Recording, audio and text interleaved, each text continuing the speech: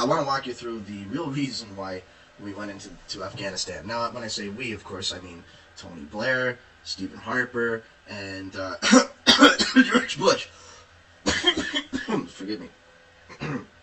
So, in this, I don't know if you know this, but we went into Afghanistan so that we could give to the world the opioid epidemic. Before 2000, just before 2000, the Taliban had stamped out all poppy fields. This is an article from May 20th, 2001, which is weird because I could swear that was 1999 the last time I saw it. But the first American narcotics experts to go to Afghanistan under Taliban rule have concluded that the movement's ban on opium poppy cultivation appears to have wiped out the world's largest crop in less than a year, officials said today. The American findings confirm earlier reports from the United Nations Drug Control Program that Afghanistan, which supplied about 3/4 of the world's opium and most of the heroin reaching Europe, had ended poppy planting in one season. Of course, it's haram in their view, so they wouldn't stand for it. But the eradication of poppies has come at a terrible cost to farming families. Wow. And experts say it will not be known until the fall planting season begins whether the Taliban can continue to enforce it. It appears that the ban has taken effect, said Stephen Castile, Assistant Administrator for Intelligence at the Drug Enforcement Administration in Washington. And drug enforcement is really what's going to happen here. There's going to be some drug enforcement. They're going to enforce some drugs on all of us. So anyway, the findings, stay with me now. The findings came in part from a Pakistan-based agent of the administration who was one of the 2 Americans on the team just returned from 8 days in the poppy-growing areas of Afghanistan. Mr. Castile said in an interview today that he was still studying aerial images to determine if any new poppy-growing areas had emerged. It's so bizarre. He also said that some questions about the size of hidden opium and heroin stockpiles near the northern border of Afghanistan remain to be answered. But the drug agency had also found, so far, nothing to contradict the United Nations reports.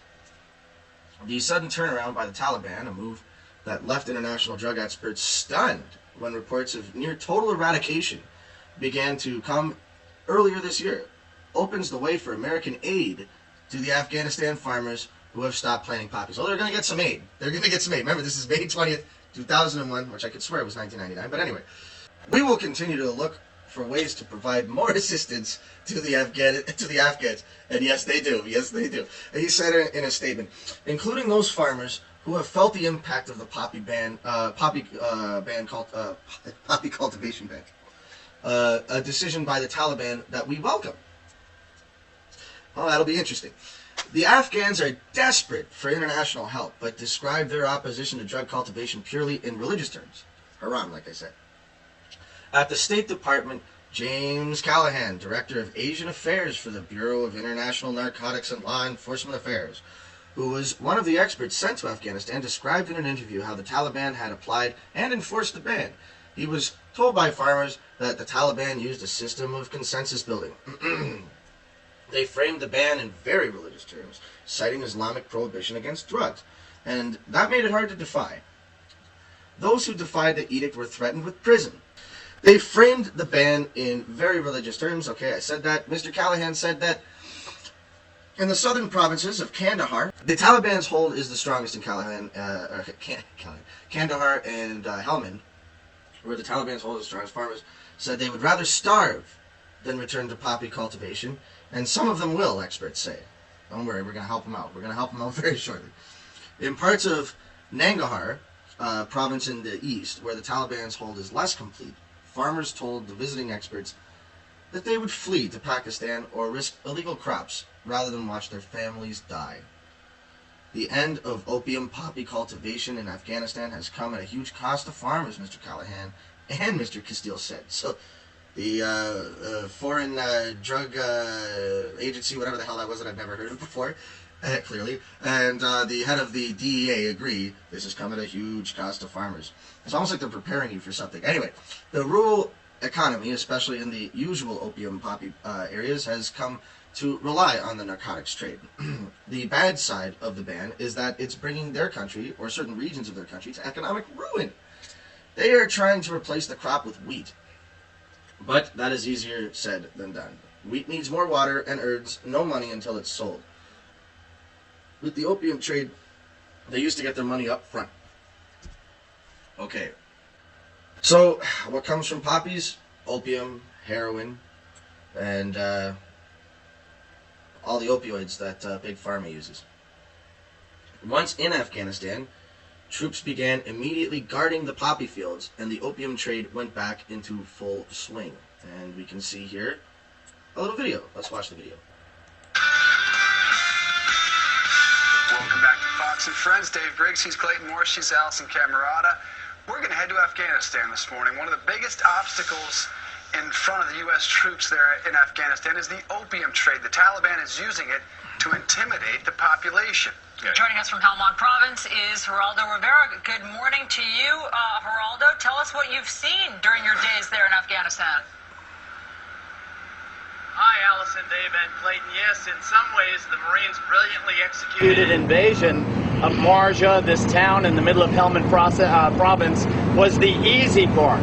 The hard part now is governing this province, a province, as you suggest, that has become addicted to opium in many, many ways. That is the principal crop that is being grown here. The Taliban lend the farmers the money. They are indebted to the Taliban. They have to grow the opium. Now the Marines, in their success, are in a sense a victim of their success, because now the population is, they have these opium fields, and we are tolerating it. We are tolerating the cultivation of the opium because we know that if we were to destroy it now, the population would turn against the Marines, and it would be a real security risk. Let me introduce Lieutenant Colonel Brian Christmas. He's the commanding officer of the 3rd Battalion, 6th Marines. Really a wonderful... Guys, he just said that they would turn against the Marines, but as you just saw, a whole lot of farmers were saying, basically, I'd rather starve. So, this is total nonsense, but anyway, this is back in Fox News' bad old days, before Tucker Carlson came in. But here we go.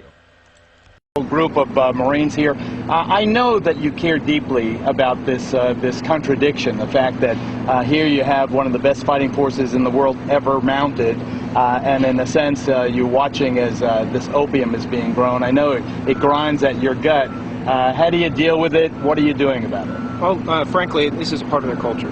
So while it might grind in my gut, it's what they do. We provide them security, we're providing them resources, and we're providing them alternatives. And the alternatives are different crops to grow. They're getting the seed and the fertilizer to do it. They can rotate any of their crops that they want. If they want to get rid of their wheat and grow cotton for the winter, they can do that, and we're going to help them do it. So the same thing goes for the poppy. So you think that, we were at the market, and everywhere we go, they're selling these little devices. Take a shot of this, Greg. They're hand-carved. These are the little devices they use to scrape the opium sap off the plant. And I watched as you bought every one that was for sale because you care so deeply. Why did you do that? I want them off the street. The idea is that we don't want to harvest the poppy. We want to, hopefully turn the poppy over and put some wheat, cotton, watermelon, cucumber. It's all great stuff they grow out here. We just want to see that come to fruition and the poppy just to go away. How do you separate the good guys from the bad guys? I watched that checkpoint you had. The cars are out on the road. That's the good news. The bazaars are coming back to life. That's the good news. But I don't know, how in the world do you tell a Taliban from a guy who just lives in the neighborhood? You don't. They do. And I'll tell you, the majority of those people are good people. The ones that are bad are really bad, and they've convinced some of the good people to be bad. Follow that. Bottom line is, most of them are on the fence, and it's just a matter of showing them the good, showing them the fact that the Gero government is here. It's going to make a difference, that we're here to help them with that security and those resources, but they're the ones that are going to make the difference. There are a few bad people, the majority of them are good. But I fault the politicians for putting the Marines in this position, where we can't eradicate these crops for security reasons, and these guys, after winning the war, in a sense, now have to fight this fight. But next year, hopefully it'll be better. I just want to quickly pan around, see some of the 3rd Battalion, 6th Marines. There's the Master Gunnery Sergeant, there's the top ranked enlisted man next to him. is Captain Black. He had a visit. Quick, who visited here a couple of weeks ago? Prince Charles came down a couple of weeks ago. And the Brits like him? I mean, you guys like him? Yeah, it's good that he came out, saw the guys, went out to the pubs and engaged with the guys. That was good. Good morale. So we had a visit from Prince Charles, and the Marines are doing the good thing. Dave, Clayton, and Allison, back to you guys in New York. Thank you so much, Geraldo, Geraldo. thanks so much. I mean, he just explains it better than we can ever read in any paper, what a dilemma it is with the opium trade. And they make so much money off the opium per yard there. They make so much money compared to those other crops. So it sounds great in theory, and Geraldo says this predicament that these politicians have put these guys in to have to tell them, hey, make a lot less money than the heroin you could be making with the poppy. And they can't destroy it. Right. What a difficult position. All right, in the meantime, So, bald-faced live from Fox News there. Geraldo Rivera doing great reporting, great work. Of course, I say great work simply because he happens to be exposing it as he's lying. So, I mean, what can we do? And I happen to read body language. I did some work on that in university. And it's hard. God, it was hard analyzing the Marine. I can't tell if he's putting his head down for shame or if that's. It seems to just be the normal way that he talks. But nevertheless, there you have it. Taliban stamps out opium production. U.S. goes in immediately and ramps it back up into full swing. Let's continue.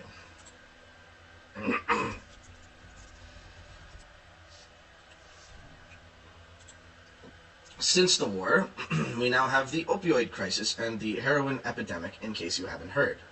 I'm not going to bother verifying that. You all know what the opioid epidemic is. It happened immediately after this. It's sickening.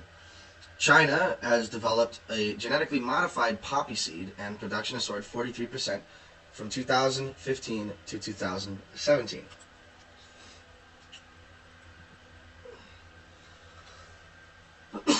Oh, pardon me. And here you can see exactly what I'm talking about.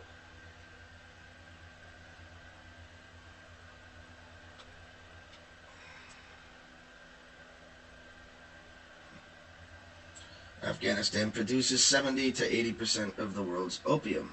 And in 2015, over 127,000 people worldwide died of opium-related deaths, thanks to Big Pharma, who lied, by the way, and said that opium was not addictive. This is true. They said that. Opium, not addictive. Afghan opium production surged 43% in 2016, in part due to a genetically modified poppy seed introduced from China in 2015. I mean, if you, like me, know somebody or have somebody in your family that ended up in the clutches of the opium trade, and boy, have I lost family and friends on this one, and I'm sure you have as well. Well, I guess you just can't thank them enough for this. But this is obviously a worldwide conspiracy, so you know me and conspiracies. So here we go. To me, this begs the question, did we go into Afghanistan strictly for the spoils? And since the pharmaceutical companies directly benefit, were corporate heads somehow involved? A lot of profit has been made since this first epidemic has begun. Speaking of profits, there is another issue. Lithium. Yes, the kind that's used in all of our cell phones and other electronics. In 2010, a vein of lithium was announced to have been discovered, estimated at $1 trillion. And as Jesse Ventura pointed out, what did we do? Trip over it? How did you find it? Obviously they knew it was there. So in 2017, the Afghan government tried to lure the Trump administration with the prospect of that $1 trillion. And the strategy worked. It's now valued at $3 trillion. Here in Canada, the average person owns... Oh, excuse me, I skipped ahead. Of course, I don't believe the vein was discovered in 2010, and my suspicion is supported by the fact that big tech companies have been absolutely thriving since the new millennium. So I believe that as soon as we went into Afghanistan, they started mining it. And big tech, like as I said, lithium is used for lithium-ion batteries that go into every phone and every mobile device that we have, the laptop battery that I'm using. Lithium goes into all of that, so a big lithium vein worth $1 trillion, $3 trillion now, would be a humongous find. And by the way, I wonder if it's $3 trillion simply due to inflation. But anyway, here in Canada, the average person owns 3 mobile devices, each requiring a lithium-ion battery. It should not surprise you to learn that our global leaders are each vying to stake their claim in what is now being considered dubbed the white gold rush. So what are we left to think about the Afghan war? I'll leave that question to you. By the way, yes, I'm using WordPress for all this because I let my account lapse, so I got kicked back down to free stuff. But here it is my website, Salt Media. You can go to saltspeechadvocates.com, and you can read that along with a whole lot of other very interesting articles. This is my my partner here, falling for the Giuliani-Borat scandal. I mean, who knows? Maybe Giuliani's guilty. I don't know. But anyway, yep. There's tons of spicy stuff here. Well, it's not really so much spicy as it is just truth, and people won't like the truth, so it's considered to be spicy. I don't know, but there you go. The Afghan War, total scam. This is a part of my Scam of the Day series.